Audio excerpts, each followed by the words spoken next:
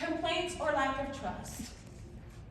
I've been an operator, I am a clinician, I hear lots of things from lots of families, but one of the things that we need to be aware of is families that are expressing confusion or frustration or disappointment, right? Or they stop engaging altogether, okay? This is really important. We need to listen to our families as much as possible.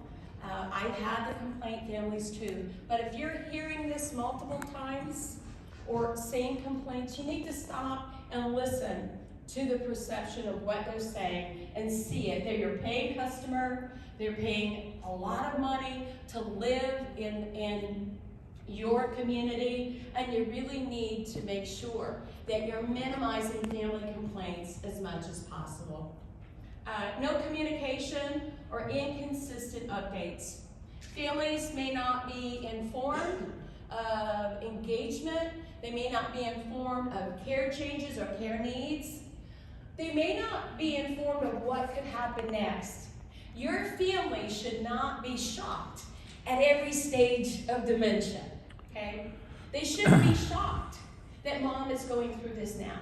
We are the experts, and we can educate families that this is likely to happen or this could happen. And these kinds of family education and family communication are important to them. Even if you have to deliver, something that's severe, something that's not very pleasant, it's our job to deliver that and let them know, this is common, it happens, your mom, your dad, your husband, he's not the only one. These things are very important. So the family-focused warning signs. Staff-focused warning signs. These are just as critical. If your staff isn't bought in to your memory care, they don't belong there, okay?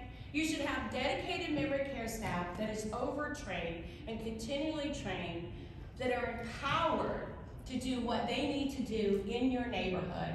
And it really makes all the difference. If you're having high turnover, please try and not have it in your memory care neighborhood. It's going to disrupt your residents. It's going to disrupt your family. It's going to cause them to lose trust. There are a number of factors that you want to really make sure, to the best of your ability, obviously, that you're really looking at.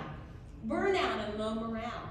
Take a look at that. You may have someone in your memory care neighborhood who just is overwhelmed. Maybe you had 3 residents die. Maybe you have a resident who's particularly expressing behavior and they're just stressed. Maybe that resident needs to take a break, right? And work in AF for a while. But be aware of what staff is going through. Listen to them. They're with our residents 24/7, and they can really tell a story. Inconsistent practices. I hear this all the time. I just heard it the other day. I hope that ED isn't in the room. Okay, son. Okay. I go into a building. I have 169 memory cares to date. I go into a building and the staff will tell me, listen, this is what I do. This is what I do. Not this is what the team does or this is what our program. I'll see the second shift. Well, we do it this way on the second shift. Okay? There's no such thing as that. We're a team, we're a force, we have a consistency, we have a written program. It makes all the difference that we use the same practices, especially when it comes to behavioral modification. Okay? If you have one stellar caregiver that get Mr. Jones to shower, please don't just always assign that stellar caregiver. Write it down, share it, take a second person, teach them how to do it, right? We have to have consistency. We can't just have exclusivity, for certain staff members that can do something well. Obviously, we had to all learn, maybe the hard way, how to approach a behavior or how to make it work. I know those of us that worked in memory care, we failed multiple times, right, Jessica? Yeah. And we just go back, and that's how we learn. So make sure that your practices are consistent across the board, across every shift. And then limited training.